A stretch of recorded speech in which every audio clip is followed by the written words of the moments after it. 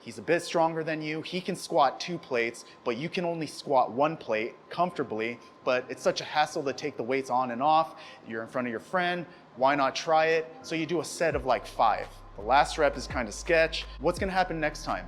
You're more likely to build on that 2 plates because you're gonna think back to, oh, I did 2 plates last time, kinda. Now let me try 2 plates plus more.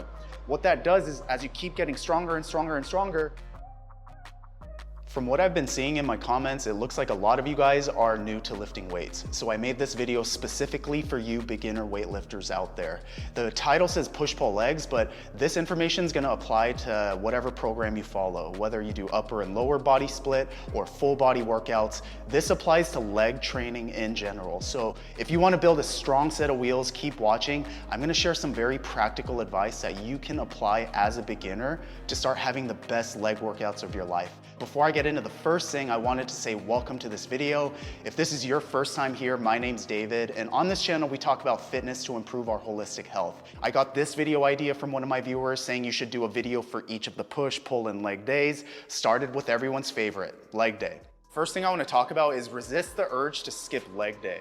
It's important for building a balanced physique, meaning your upper and your lower body are proportional in terms of muscle and strength. The good thing about push-pull legs is it holds you accountable to training your legs just as hard as everything else.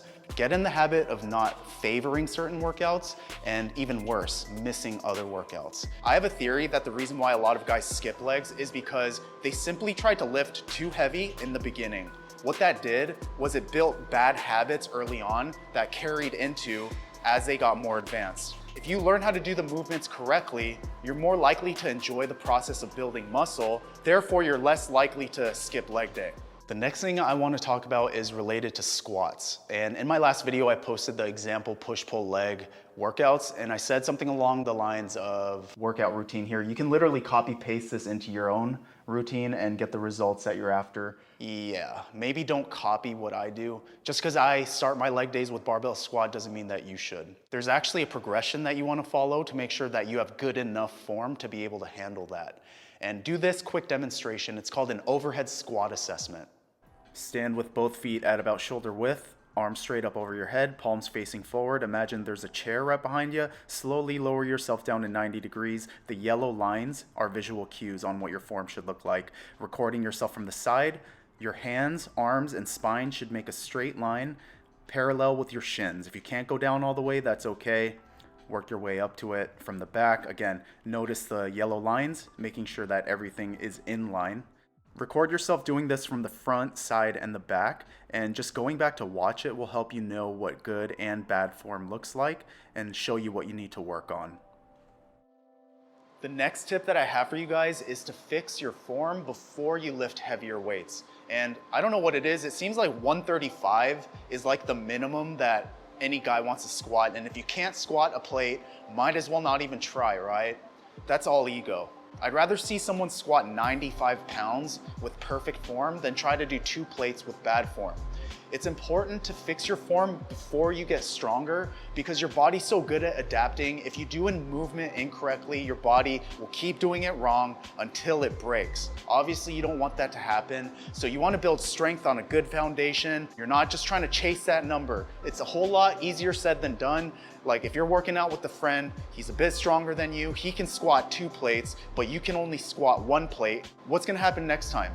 You're more likely to build on that 2 plates because you're gonna think back to, oh, I did 2 plates last time, kinda. As you keep getting stronger and stronger and stronger, you never addressed your bad form. As you're learning the movements, might as well just learn it correctly so that you can always build strength on a solid foundation. This next tip is about the leg press machine, which is one of my favorites. If you ever wondered why that platform where you put your feet on is so big, it's because depending on where you put your feet, that's gonna hit different parts of your legs. If you wanna train more of your hamstrings and glutes, put your feet higher up on the board. If you put your feet lower on the board, that's gonna target more of your quads. Your quads are made up of 4 different muscles, so that's why you should hit your quads from different angles. Put your feet wider, that's gonna target more of your inner quads, that teardrop muscle, Or if you want to train the outer part of your quads, put your feet closer together and down on the platform. The question is squat versus leg press. Which one should you prioritize first? I would say squat. That's personal for me though. You gotta ask yourself, if you're ready to squat, I would recommend starting with that just because it's the heaviest and most complex lower body exercise that you can do. It doesn't just challenge your muscles, it also challenges your balance, flexibility, even your breathing techniques. The leg press is still a compound movement, and I think it's a good choice for beginners especially to help you build a baseline level of strength, to become more coordinated, so when you're working your way up to squatting, you already have a foundational level of strength.